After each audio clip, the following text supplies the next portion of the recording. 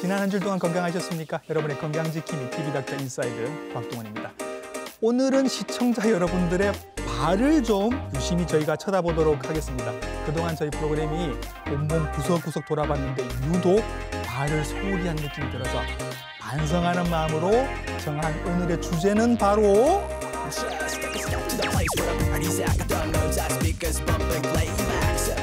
하루 종일 우리 온몸의 체중을 받아내면서 걸으면 걷는 대로 뛰면 뛰는 대로 고생을 하고 있는 우리의 발.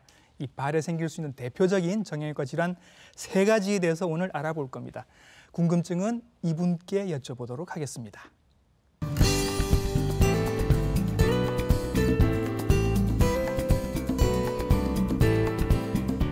네, 스튜디오에 모셨습니다. 정형외과 전문의 성윤재 선생님이십니다. 선생님 안녕하십니까?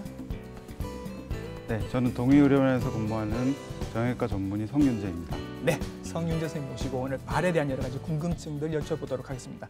제일 궁금한 건 선생님 이겁니다. 기본적으로 발이 중요하다 하는데 왜 중요한 겁니까, 선생님? 발은 네.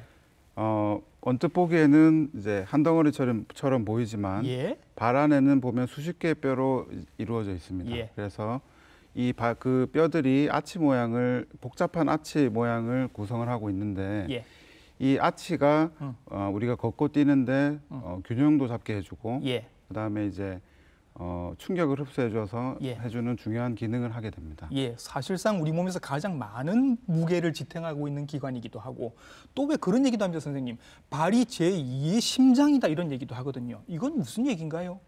네, 맞습니다. 발은 우리가 발목을 이제 걷고 운동을 하게 되면 발목과 종아리가 작용을 해서 네. 심장에서 내려오는 피를 다시 그 심장으로 올려주는 데 도움을 주기 때문에 네. 이 펌프 작용이 문제가 생기면 발이 붓고 아픈 증상이 생기기 때문에 이 그 붓고 아픈 증상이 건강 이상의 첫 번째 신호로 저희들이 알아챌 수 있습니다. 예. 사실상 뭐 박지성 선수가 아니라도 우리는 2개의 심장을 가지고 있었던 겁니다. 발 쪽에도 종아리 쪽에도 하나의 심장이 더 있어서 피를 펌프질해서 위로 올려주는 그런 역할을 하고 있었던 거지요. 자, 발에 생길 수 있는 정형외과 질환 3가지 중에 가장 먼저 발목에 생길 수 있는 관절염에 대한 얘기를 한번 해볼 겁니다.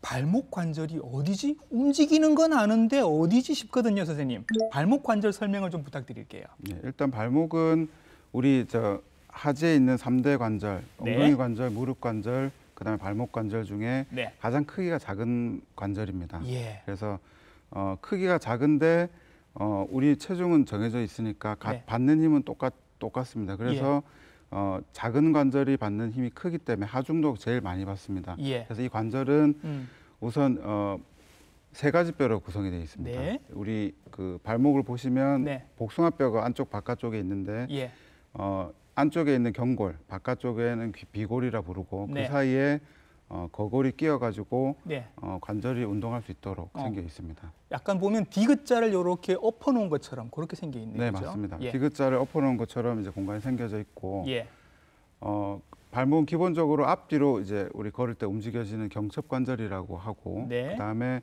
안쪽 바깥쪽으로 이제 기울어질 수 있는 구조로 생겨 있습니다. 예. 자, 이 발목 관절이 그러면 우리가 흔히 알고 있는 이 무릎 관절염이랑은 관절염이 어떻게 다를까? 이게 좀 궁금해집니다.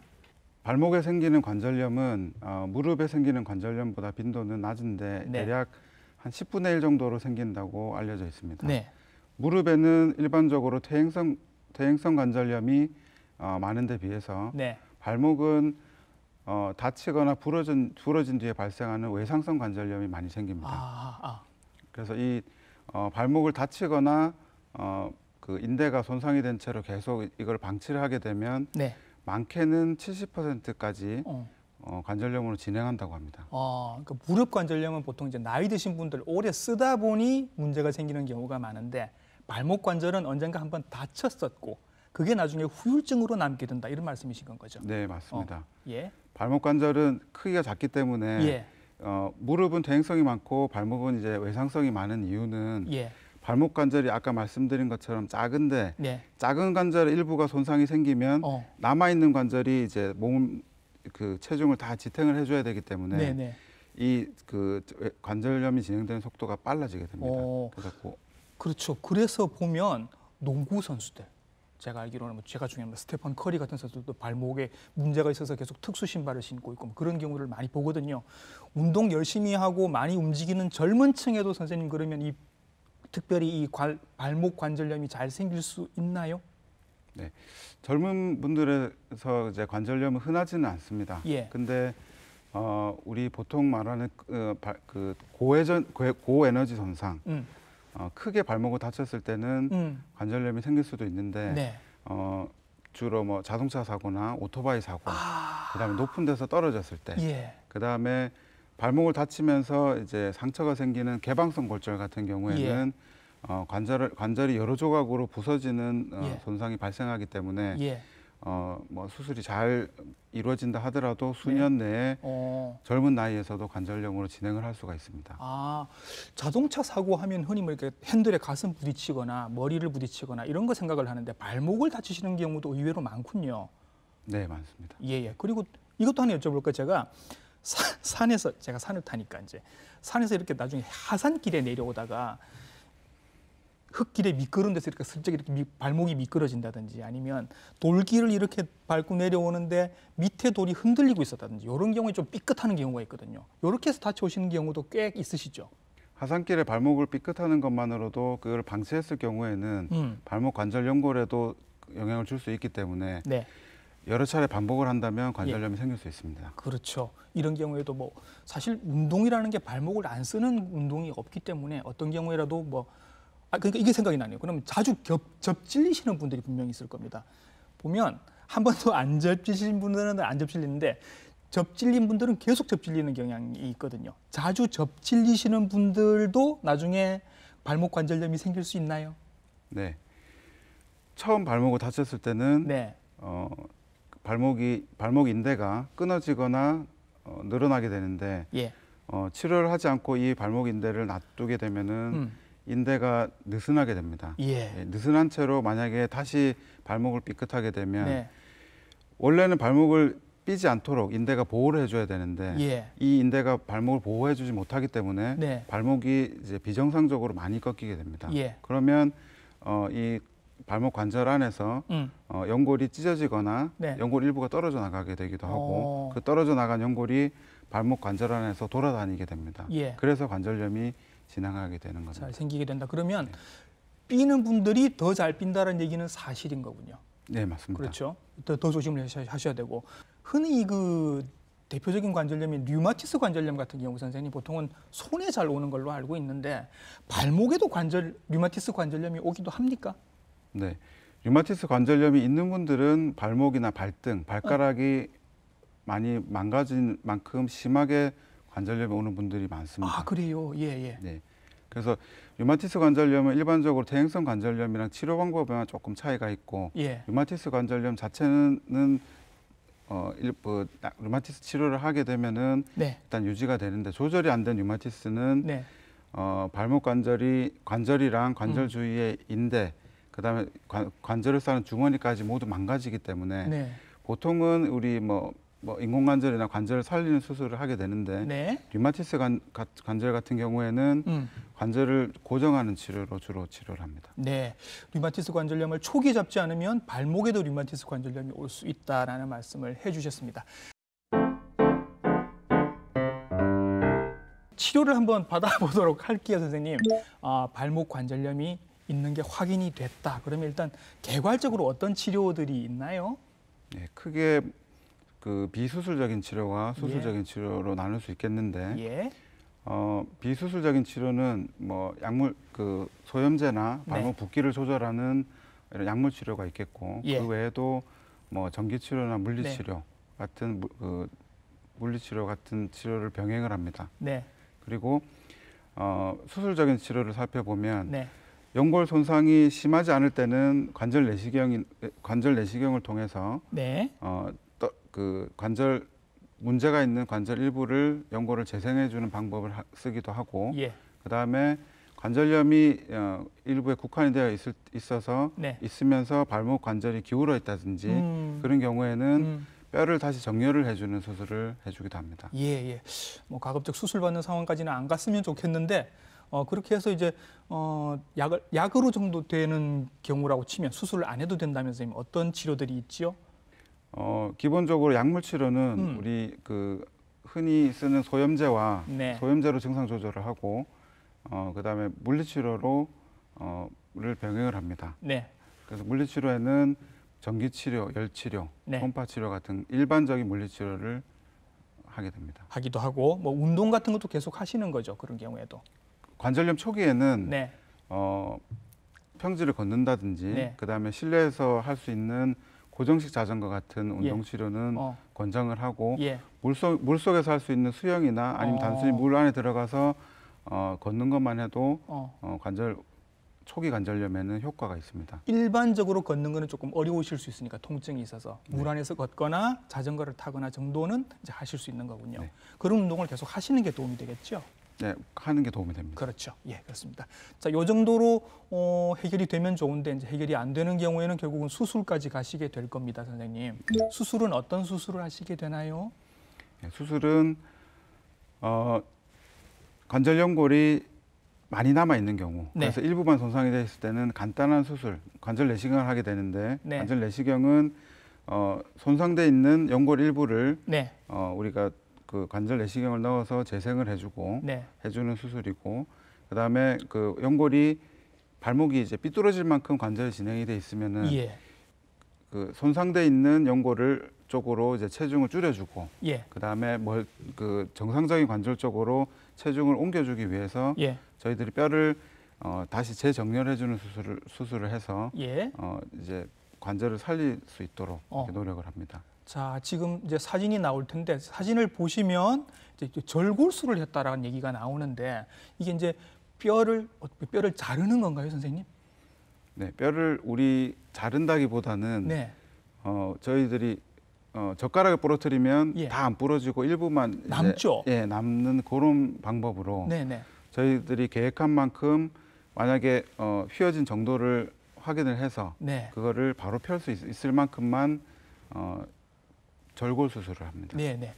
우리 고관절도 그렇고 무릎 관절도 그렇고 인공 관절을 굉장히 많이 쓰는데 이제 드디어 발목도 인공 관절을 쓰는 시기가 됐습니다, 선생님. 요거 좀 설명을 해주시죠.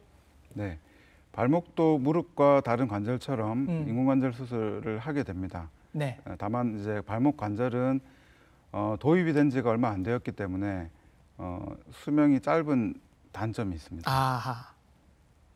수명이 짧은 선생님 얼마나 쓸 수 있는 거예요?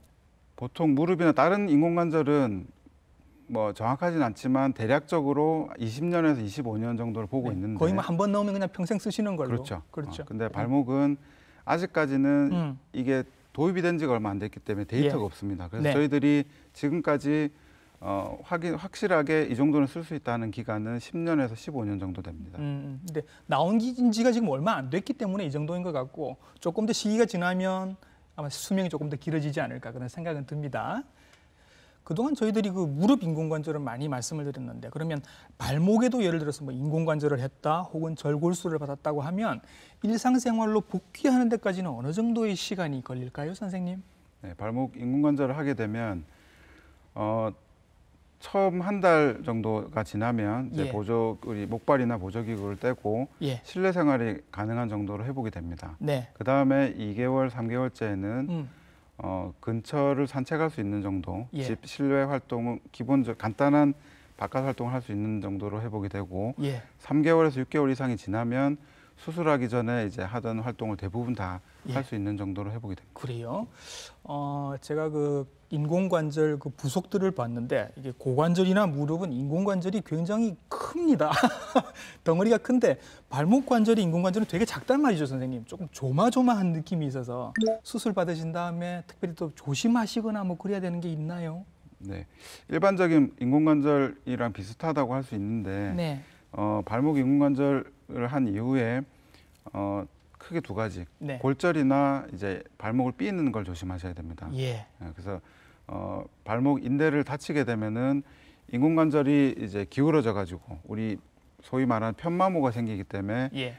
인공관절 오래 쓸 수 없게 됩니다. 네. 그리고 발목의 인공관절 자체가 크기가 작기 때문에 그리고 예. 발목의 뼈도 작기 때문에 예. 작은데 얹어져 있는 관절에서 골절이 생기면 이제 이 인공관절을 더 쓸 수가 없는 거죠. 그렇죠, 그렇죠. 그래서 이제 인공관절을 빼내고 다시 이제 관절을 고정하는 2차 수술이 필요할 수도 있습니다. 네.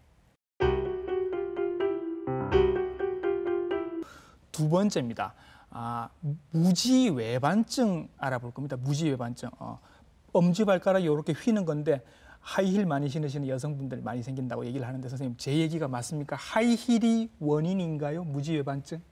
네, 하이힐이 원인이 맞습니다. 예. 그래서 일반적으로 무지외반증은 예. 유전적인 원인과 그다음 외적인 원인 크게 두 가지로 나뉠 수가 있는데 예. 대략 한 6대 4, 예. 5대 5 정도로 생각을 하고 있습니다. 예. 유전적인 원인과 외적인 원인이 복합적으로 작용을 하지만 네. 최근에는 저희 그 하이힐이나 뾰족한 남자분들도 구두를 많이 신게 되어서 그 빈도가 많이 늘어났다고 할 수 있습니다. 그래서 어떤 분은 저는 하이힐 한 번도 안 신었어요라고 하는데 알고 보면 어머니가 무지외반증이 있으신 분들이 계시고 그리고 제가 보기에는 하이힐 한 10년 이상 신으신 여성분들은 거의 다 무지외반증이 있으신 열에 9분 있는 것 같은 느낌이 듭니다. 어느 정도가 돼야 치료를 받느냐 이게 궁금하거든요. 네, 저희들이 이제 병원에서 엑스레이를 찍으면 이게 휘어진 정도를 가지고 단계를 나눠놨습니다. 뭐 경증, 그다음에 중간 정도, 그다음에 중증. 크게 뭐 이렇게 나눠놓고 사실 각도가 몇 도 정해져 있긴 한데 사실은 그 수술을 결정하는 거는 증상이 가장 중요합니다. 그래서 툭 튀어나온 자리가 아프다든지, 그다음에 이 휘어진 엄지발가락이 둘째 발가락 밑으로 파고 들어서 그런 경우 있어요. 이제 신발을 신을 때 굳은 살이 생겨서 자꾸 상처가 생기고 그것 때문에 병원에 오는 분들은 이제 수술 결정을 하게 됩니다. 보니까 심한 경우는 엄지발가락이 완전히 두 번째 발가락 밑으로 들어가서 발톱이 이렇게 생살을 이렇게 막 파는 경우도 있고 또 살이 이렇게 짓무르기도 하고 그런 경우도 있더라고요. 이런 경우도 다 치료 대상이 되는 거죠. 네, 맞습니다.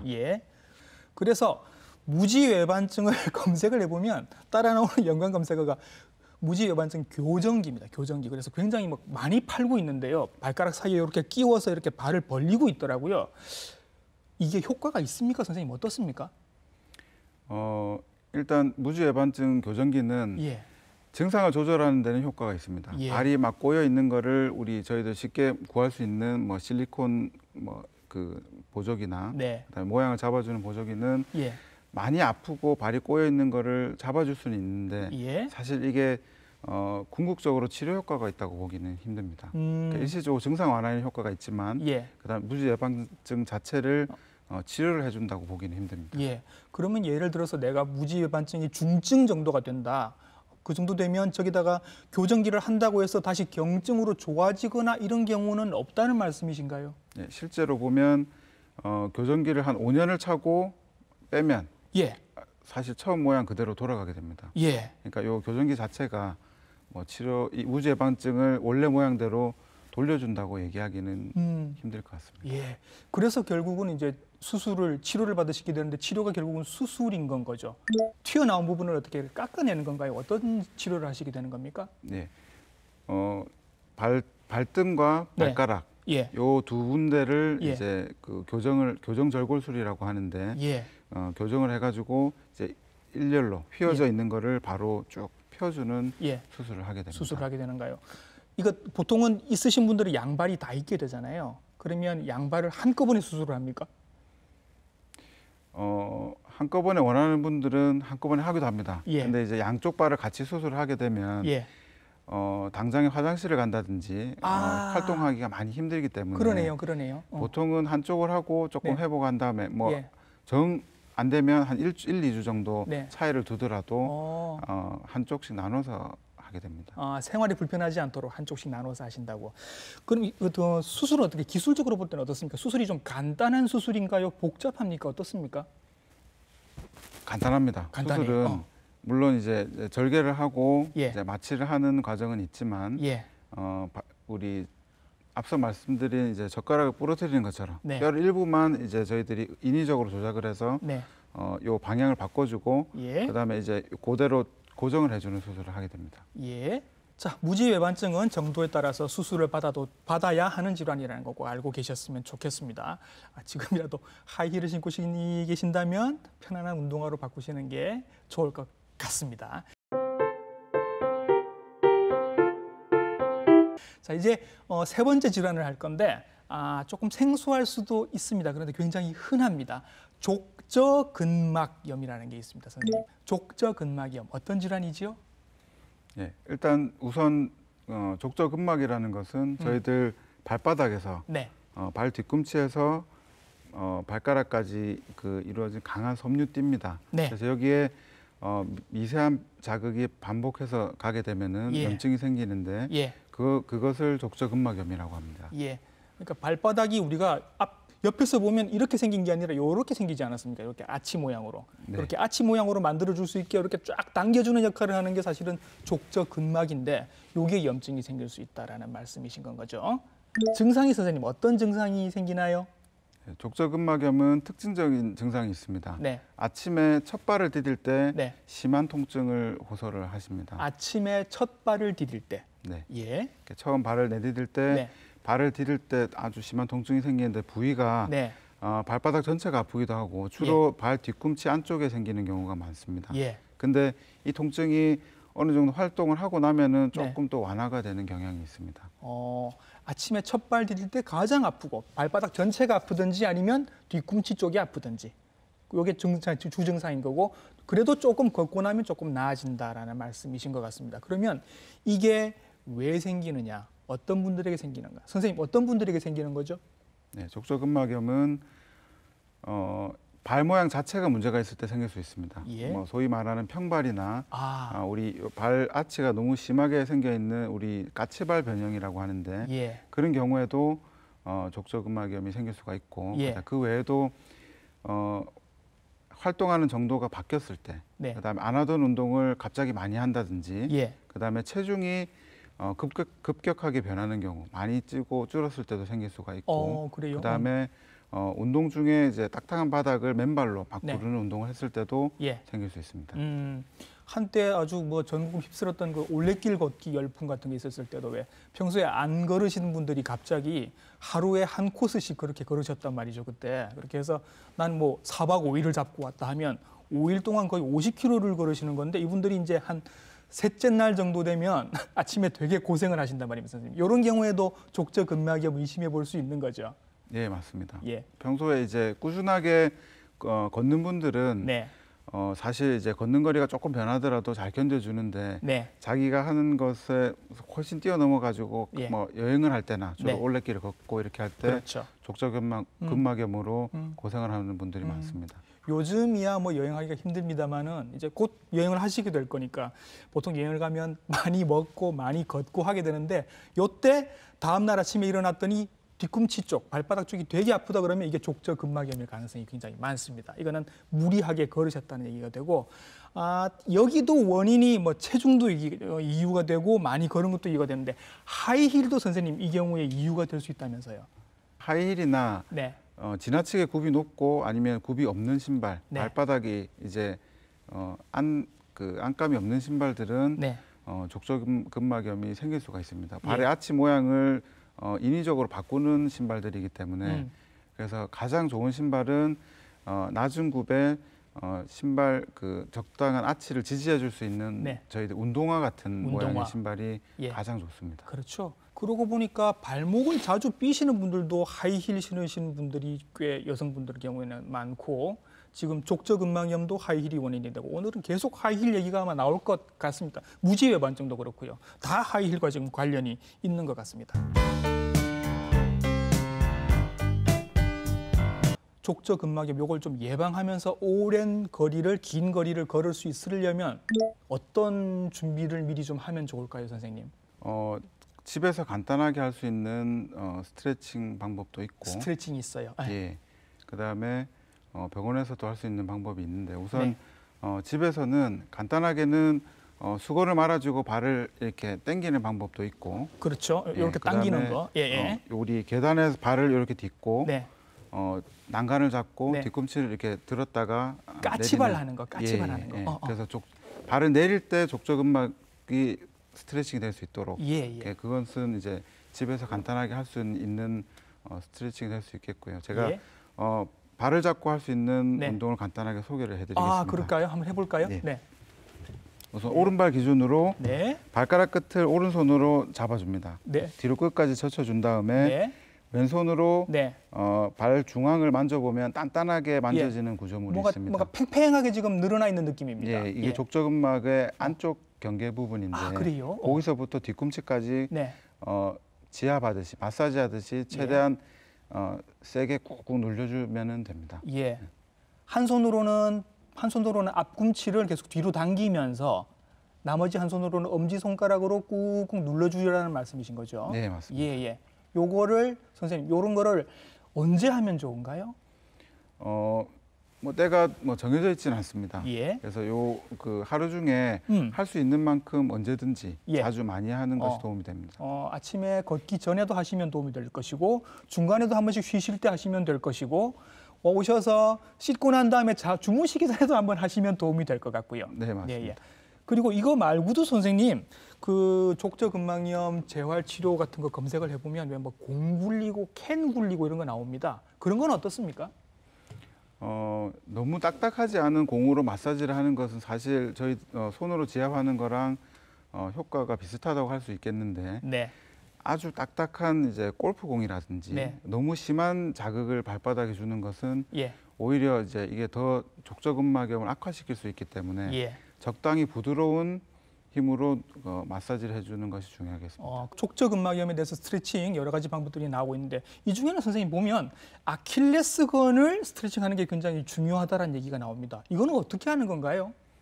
일단 족저근막염이랑 이제 우리 뒤꿈치뼈를 기준으로 예. 발바닥에는 족저근막이 있고 예. 그다음에 발바닥 위쪽 종아리 부분으로는 아킬레스건이 있기 때문에 예. 이 두 부분을 같이 운동을 해주는 것이 아주 효과적이라고 할 수 그래요? 있겠습니다. 어떻게 하면 좋을까요? 그럼 이거? 그래서 쉽게 할 수 있는 방법은 예.